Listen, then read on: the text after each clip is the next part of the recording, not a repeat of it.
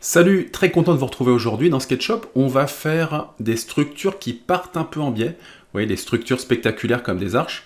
On va sortir un peu des classiques murs tout droit, voilà, le pouce étiré classique dans SketchUp.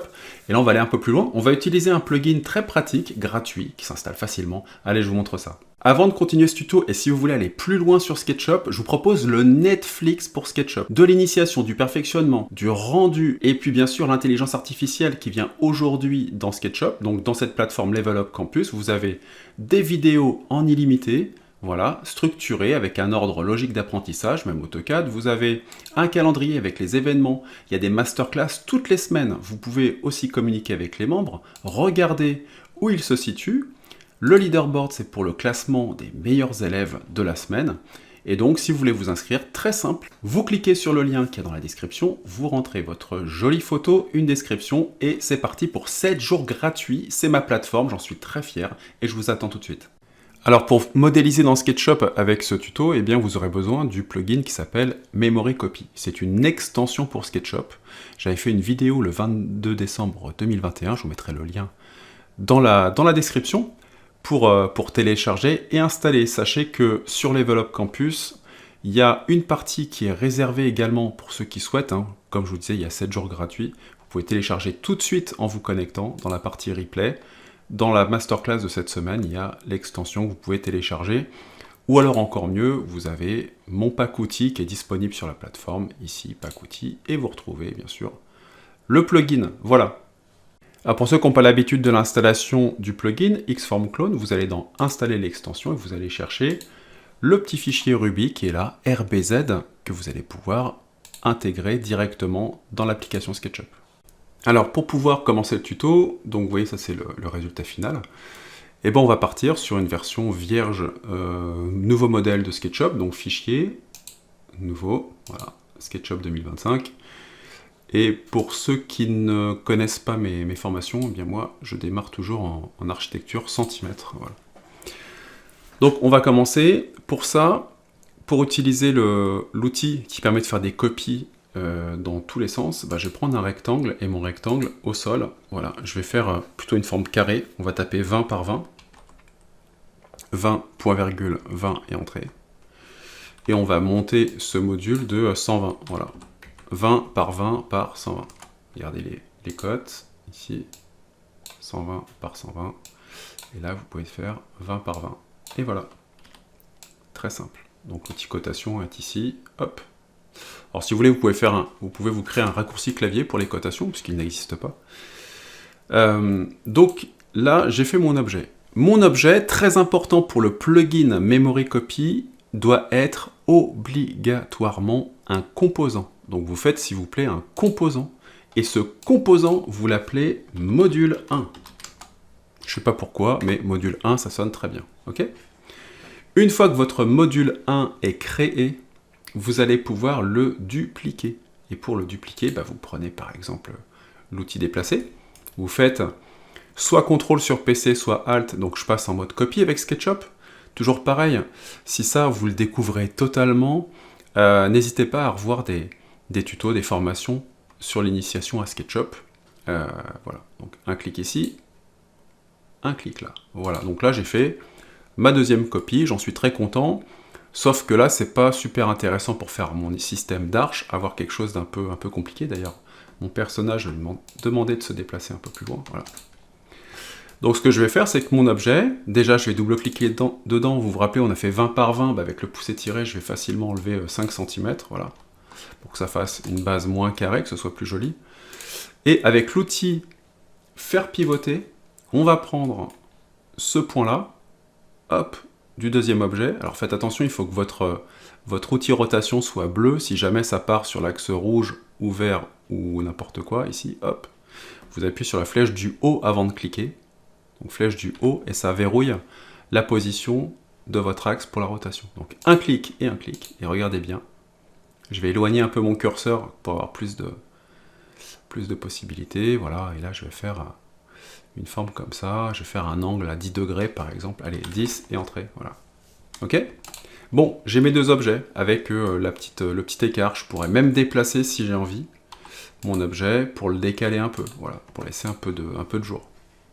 Et puis, Maintenant, on laisse la magie opérer, on fait un clic droit sur le premier objet, play it again, et on clique sur le deuxième. Voilà, et ça m'en fait un troisième, et un quatrième, et un cinquième, et un sixième, et un septième, et un huitième, 9, 10, je sais pas combien on va en faire, mais voilà, on a notre module de base, qui est très bien, voilà. Alors, je pourrais faire la même chose, si je prenais l'outil rotation, je vais vous le montrer, ça peut intéresser des gens. On prend par exemple cet objet-là, hop, en copie, voilà. Là, je prends mon outil faire pivoter, je viens prendre par exemple un point ici, voilà, un clic sur mon objet, et cet objet, vous voyez, je peux le faire pivoter. Donc je peux le faire tourner le long d'un axe. Donc si j'appuie sur CTRL, je peux le mettre par exemple ici, un clic, là je fais X, 12 par exemple, et entrer, et vous voyez, je fais quasiment la même chose. Seulement, la rotation, elle va se faire d'après un point précis, et elle va être très linéaire. Donc si vous voulez quelque chose d'un peu plus fantaisiste ou avec d'autres informations, exemple, regardez bien, hop, cet objet-là, il est pivoté, mais si j'ai envie, par exemple, de faire une rotation supplémentaire comme ça, hop, on va le mettre comme ça, voilà, très bien, c'est parfait. Donc, play it again, je clique, je clique, je clique, et regardez bien, là, c'est hyper intéressant parce que votre objet, il va pivoter sous plusieurs axes en même temps. Ce qui aurait été très complexe de l'imaginer, le calculer avant, donc c'est génial. Voilà, donc je reviens en arrière, et là je recommence, play it again, on clique sur le deuxième, 3, 4, 5, etc. Je vais faire plusieurs fois, voilà. Donc ça c'est bien, j'ai un premier module. Ce premier module, ben, on va le sélectionner, et on va en recréer un composant, parce que play it again ne connaît que les composants. Donc, créer un composant. Donc je vais l'appeler super module 2. Super module 1, voilà. Le super module 1, et ben on va le dupliquer, M, CTRL, donc on va en faire une copie ici, voilà. Alors attention, la partie la plus compliquée, la partie un peu enquiquinante de ce tuto, ça va être comment on va faire pivoter tout ce groupe vers l'avant pour donner une inclinaison, que ça fasse cette arche-là. Bah regardez bien, on prend l'outil faire pivoter. Alors j'en ai plein qui vont me dire « Ah, mais en fait c'était que ça ». Ouais, enfin c'était que ça, mais il faut quand même le savoir. Donc là, je viens prendre l'outil faire pivoter, je viens cliquer là, sur ce point, et regardez bien, je laisse mon doigt appuyer sur le bouton gauche tout le temps. Et en même temps, je viens chercher le point opposé là-bas, voilà. Et je relâche, voilà. Et il n'y a que cet axe-là, voilà, il n'y a que ces deux points-là qui vont vous donner en fait l'axe de rotation. Maintenant, je viens cliquer n'importe où sur mon objet, et regardez bien, hop, vous voyez, je peux le faire pivoter, voilà. Et il vient pivoter vers l'avant, voilà, en fonction d'un axe précis. Bon, là, c'est pas mal, super. Alors, si on veut faire de la magie, on peut le mettre en lévitation. Bon, donc là, les architectes vont se fendre la poire et vont me dire « Ouais, t'es très gentil, mais comment ça tient ?» Bon, là, on est juste là pour faire de la démo.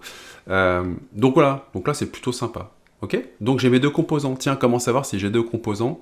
Eh bien, c'est simple, je clique ici, et dans Info sur l'entité, j'ai un composant qui s'appelle Super Module 1, et j'en ai deux. Voilà. Et là, c'est un jeu d'enfant, puisque je vais cliquer, hop, ici, Play it again, je vais cliquer sur le deuxième, et troisième, et quatrième. Voilà, jusqu'à avoir cette magnifique forme géométrique. Ah, là ça s'arrête, par l'espace, ou la flèche de sélection. Et bon, là c'est pas mal, allez, pour la démo c'est très bien. Allez, tiens, on va en rajouter un. Hop, on a gagné un nouveau morceau. Super, voilà. Voilà, donc on a cet élément-là. Alors cet élément-là, on va le dupliquer plusieurs fois. Donc encore une fois, je vais vous montrer, hop, je vais l'éclater. Cet objet-là, il va falloir qu'on crée un super composant. Donc là, j'ai plein de petits composants. D'ailleurs, je vais encore en rajouter un là parce que voilà, le résultat n'en sera que meilleur. Voilà. Donc cette structure-là, je la resélectionne et je crée mon composant. Voilà, et je vais l'appeler le méga module. Le méga module que voici que voilà. Donc là, on a la boîte englobante qui fait tout l'objet. Et là, on va faire un déplacement.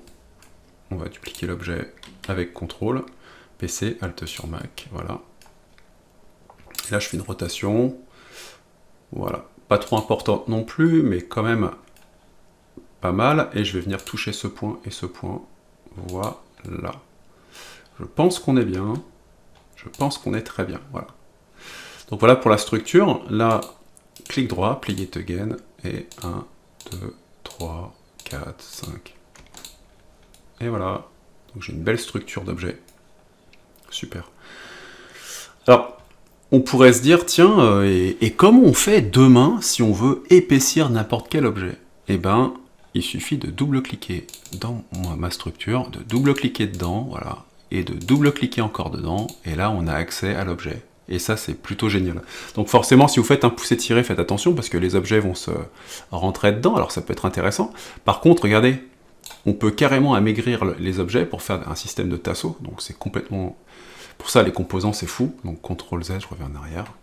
Mais je peux aussi, voilà, hop, réduire la hauteur de mes objets pour avoir peut-être quelque chose de plus intéressant. Donc ça c'est super bien, mais je pourrais également, regardez bien la folie pure des composants, c'est que je prends l'outil arc, et je pourrais même cliquer là et là, hop, arrondir, un peu à la façon d'une tuile, et enlever, hop, cette partie-là. Regardez comme c'est bien. Voilà, on peut vraiment s'éclater avec SketchUp. Tiens, on va laisser ça comme ça, c'est plutôt chouette. Très très bien, voilà. Donc cette fois-ci, ce module-là, on va en créer un groupe. On va arrêter avec les composants, puisque là, on va arrêter de faire le memory copy, le copier un peu n'importe comment. Mais je vais plutôt, par exemple, faire un système de miroir. Et ce qui est super bien avec SketchUp Pro 2025, c'est que vous avez l'outil miroir, vous cliquez dessus, et là, vous pouvez appuyer sur la touche CTRL, et prendre, par exemple, l'axe vert, venir le mettre là, par exemple. Hop, et vous voyez que vous avez vos objets qui viennent en miroir. Bon, là, le miroir n'est pas exactement comme je voulais, mais je peux déplacer mon objet, venir, hop, manuellement le plaquer ici, peut-être lui faire une petite rotation supplémentaire, voilà, et venir le mettre là. Voilà, donc là, j'ai deux systèmes, avec un semblant de miroir. Je vais même redécaler encore un petit peu, prendre l'objet et le mettre à côté, voilà. On a un truc... Bon, j'ai jamais vu ça, hein. C'est de la création, totale. On peut maintenant peut-être reprendre les objets, recréer un groupe de ça, refaire un miroir avec la touche CTRL, hop, voilà. Tac, et vous voyez, vous avez deux systèmes intéressants, c'est rigolo. Hop, ça on pourrait, pareil, avec déplacer, prendre la croix rouge et le faire pivoter, hop, le ramener un peu par là. Voilà. Super, et pareil, hop, on va enlever les ombres, Shift O, hop, ça c'est un raccourci clavier que j'ai créé, on crée un groupe, U, et là on refait un système de miroir, CTRL. Voilà. Pourquoi pas? Bon, après, j'avais pas besoin de faire un miroir, je peux même juste déplacer, copier, voilà, les éléments. Hop, voilà, donc ça me fait deux structures à l'intérieur de laquelle on va pouvoir mettre des personnages ou autres. Ok, bah ça c'est pas mal. On va enlever mon petit personnage. Là, je vais dessiner maintenant, pour la présentation, je vais faire une grande surface énorme. Hop, que je mets ici. Dans cette surface-là, je vais mettre une matière. Alors, dans les matières, dans SketchUp, on a notamment des structures un petit peu, des textures un peu béton, qui peuvent être pas mal, asphalte et béton. Donc je vais aller chercher une texture, on va prendre peut-être celle-ci, qui est pas mal. Je vais l'appliquer au sol. Voilà, c'est très bien. Et pareil, je vais mettre la même texture ici. Donc je vais double-cliquer dans mes modules plusieurs fois, jusqu'à arriver au module de base. Ce qui est hyper intéressant, encore une fois, quand vous créez des composants, c'est que vous pouvez appliquer la texture. Voilà, dans le composant, et ça s'applique partout. C'est hyper bien. Voilà. On ressort, donc on a cette structure. Je vais appliquer les ombres, affichage ombre. Voilà. Top. Trop bien. Et là, on va cliquer, donc c'est déjà fait, sur le photoréalisme dans SketchUp Pro 2025 et on va rajouter une image d'environnement. Et moi, généralement, je choisis celle-ci. Voilà. Et à l'extérieur, on a une continuité avec de la construction.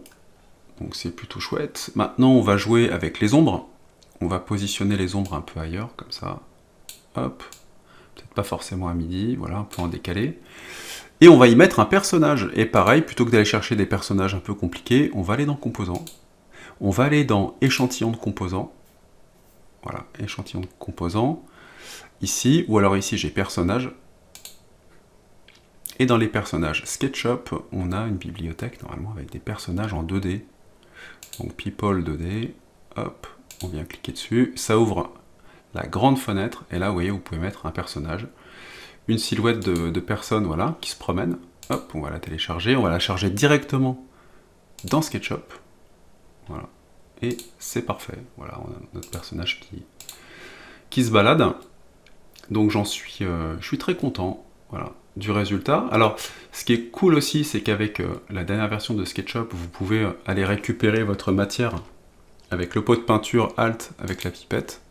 Et dans Éditer, on va pouvoir jouer sur notamment la rugosité, donc la brillance de la matière. Vous voyez que là, hop, si on vient regarder le sol, là c'est vraiment génial, avec cette dernière mouture, on peut voilà, activer de la brillance. Et c'est vraiment chouette. Voilà, c'est terminé pour ce petit tuto. Donc c'est quand même très sympa, vous voyez, de pouvoir jouer avec les formes, les copier dans les axes que l'on veut, et vous allez pouvoir vous amuser. Voilà, le tuto est terminé, j'espère que ça vous a plu. N'hésitez pas à liker la vidéo, à vous abonner s'il vous plaît, si vous voulez recevoir les dernières actualités, avoir le meilleur de SketchUp. Et puis, je vous dis aussi rendez-vous sur Level Up Campus, ma plateforme. Vous avez 7 jours d'essai et vous allez vous régaler. Des formations dans tous les sens, illimitées, gratuites, SketchUp, perfectionnement, Enscape, D5 Render, le super moteur de rendu gratuit pour PC, des masterclass, bref, je vous attends nombreux, on va s'éclater comme des fous. Allez, à plus pour la prochaine vidéo et portez-vous bien.